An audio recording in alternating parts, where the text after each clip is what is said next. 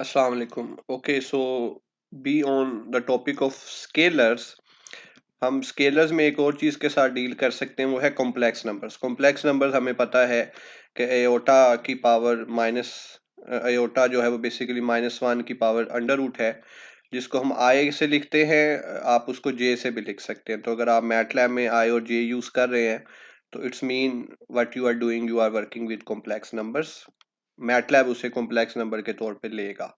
For example मैं यहाँ पे लिखता हूँ 2+3i। सो आप देख सकते हैं कि उसने उसको कॉम्प्लेक्स नंबर रियल और कॉम्प्लेक्स पार्ट अलहदा कर लिया। और इंटरेस्टिंगली अगर आप जे भी लिखते हैं तो उसको भी वो आई कंसीडर करेगा, मतलब जे को भी वो कॉम्प्लेक्स नंबर के तौर पे ही लेगा। इसके साथ आप डिफरेंट ऑपरेशन कर सकते हैं, जैसे 2+3i 4-5i, और आप इसको जब मल्टीप्लाई करेंगे इट गिव्स एन एरर। और एरर क्या है कि आपने मल्टीप्लाई साइन नहीं लगाया, which is valid a point of MATLAB के मल्टीप्लाई के बगैर तो मल्टीप्लाई नहीं होगा। सो इसको आपने मल्टीप्लाई किया, first with second, second with first and the second with second, and then iota के इज -1। तो इसको सॉल्व करके जो आपके पास आंसर आता है वो यहाँ पे लिखा हुआ है। सो this is how complex numbers can be easily dealt in MATLAB. आपको कोई भी चीज़ डिस्क्राइब करने की ज़रूरत नहीं है, डिफाइन करने की ज़रूरत नहीं है। It's simply as it is, I mean complex number presence. उसके बाद डिफरेंट बिल्ट इन फंक्शंस हैं जो कि for the sake of practice यहाँ पे डाले गए हैं। फॉर एग्जांपल साइन 45 है, साइन डी 45 है। अब इसमें क्या फ़र्क है कि मैं अगर यहाँ पे वैल्यू मैटलैब पे कैलकुलेट करूँ, साइन इनफैक्ट 10 45, तो आपके पास 1.6198 है। लेकिन अगर आपको याद हो 1045 की वैल्यू 1 होती है। तो बेसिकली ये बेसिकली क्या कर रहा है, ये अगर आप इसको डिफाइन नहीं करते 10 के साथ कुछ, तो इसको रेडियन लेगा। लेकिन अगर आप 10 के साथ डी लिख देते हैं तो इसको ये समझ आएगी कि ये जो अंदर एंगल है वो डिग्री में है, तो आपके पास 1 आ गया। So again I am just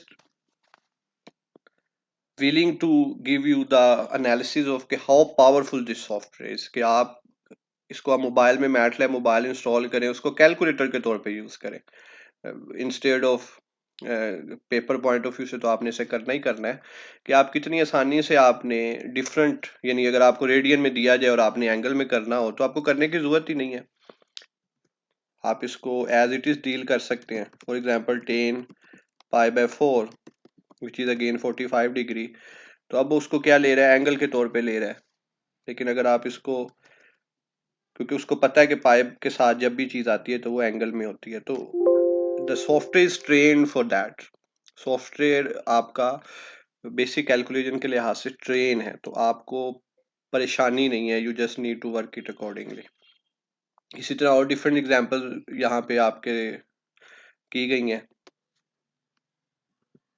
for example we have 10d, जैसे कि अभी मैंने एग्जांपल दी। एक ए आर्क के लिए है, इनवर्स के लिए। इनवर्स को हम आर्क भी कहते हैं। सो कोसेक इनवर्स के लिए आप ए यूज कर सकते हैं। A is basic arc and that is basic inverse. फिर आप एब्सोल्यूट वैल्यू निकाल सकते हैं। एब्सोल्यूट वैल्यू का क्या मतलब है कि आपको नेगेटिव की वैल्यू पॉजिटिव मिलेगी और पॉजिटिव पे कोई इफेक्ट नहीं होगा। तो अगर जहाँ पे आपको पॉजिटिव वैल्यू से चाहिए हो वहाँ पे आप एब्सोल्यूट यूज करते हैं। For example absolute of -3 is 3, but absolute of 3 is not -3. So instead of multiplying with minus, आप जैसे एब्सोल्यूट लेके किसी भी नंबर को पॉजिटिव कर सकते हैं, जैसे कि हम डिस्टेंस फार्मूला में करना पसंद करते हैं। Then we have log 10। अगर आप इसका बेस भी चेंज कर सकते हैं। अगर आप सिंपल log ले रहे हैं तो it's nature logarithm ln।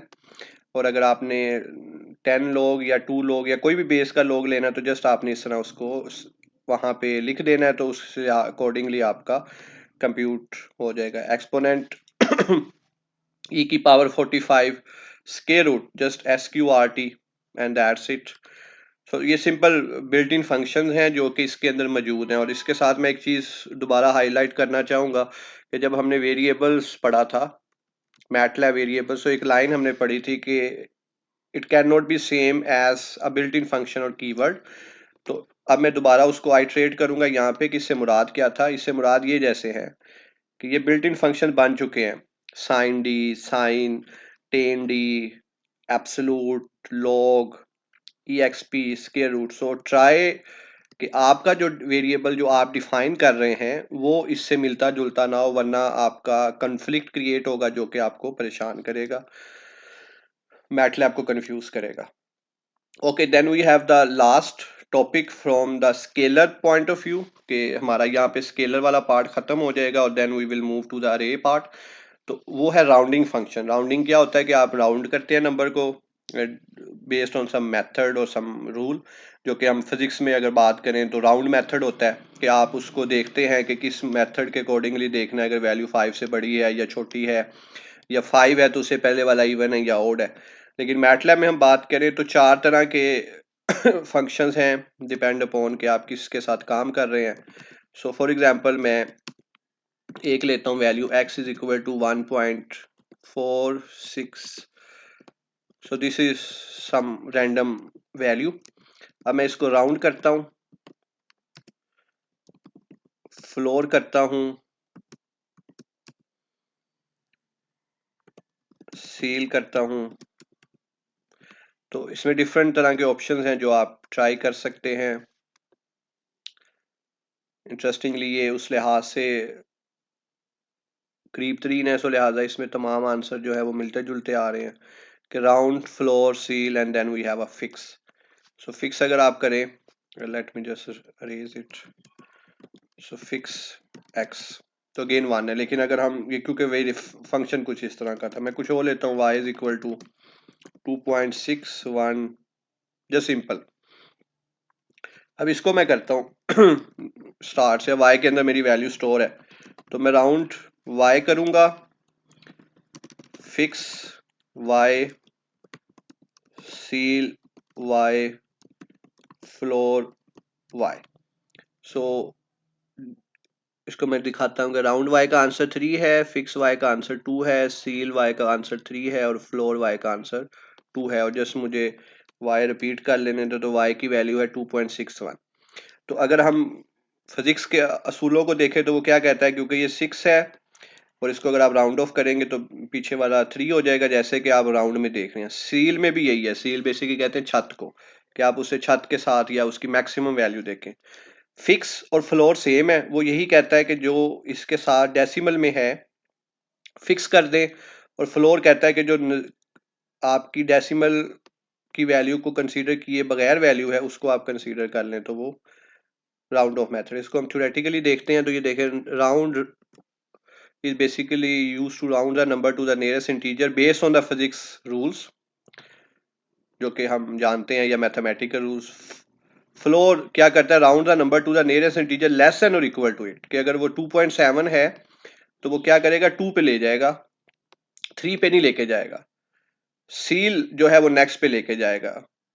Rounds are number to the nearest integer greater than और इक्वल टू इट। सो 2.3 को, हालांकि जो कि 3 नहीं बन सकता, लेकिन सील जब आप करेंगे तो वो उसको 3, तो ये डाटा एनालिसिस में यूज होता है, डिपेंड अपॉन आप डाटा के साथ क्या करना चाह रहे हैं, और आपके पास डेसिमल में डाटा तो आप राउंड अकॉर्डिंगली लगा सकते हैं। यानी तमाम तरह की पॉसिबिलिटी है। फिक्स क्या है कि आप कोई भी रूल ना लगाएं, ना राउंड ऑफ करें, ना फ्लोर करें, ना सील करें, जस्ट जो भी उसके साथ डेसिमल वाला पार्ट है वो खत्म हो जाएगा और जो बच जाएगा वो एज इट इज आ जाएगा। तो इंटरेस्टिंगली आपका जो आंसर आएगा फ्लोर और फिक्स का वो सेम होगा,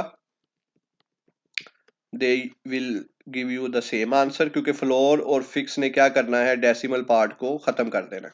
जबकि सील और राउंड का आंसर सेम हो सकता है, बाजू का नहीं भी हो सकता, इन दोनों का आंसर बाकियों के बराबर हो सकता है, नहीं भी हो सकता, लेकिन फ्लोर और फिक्स का आंसर हमेशा सेम रहेगा। So this is how we can round off in MATLAB, depend upon the data analysis. आपके पास जो डाटा है वो किस शेप का है और आपकी क्या रिक्वायरमेंट है, उसके अकॉर्डिंगली हम फिर इस पे राउंडिंग फंक्शन लगाएंगे।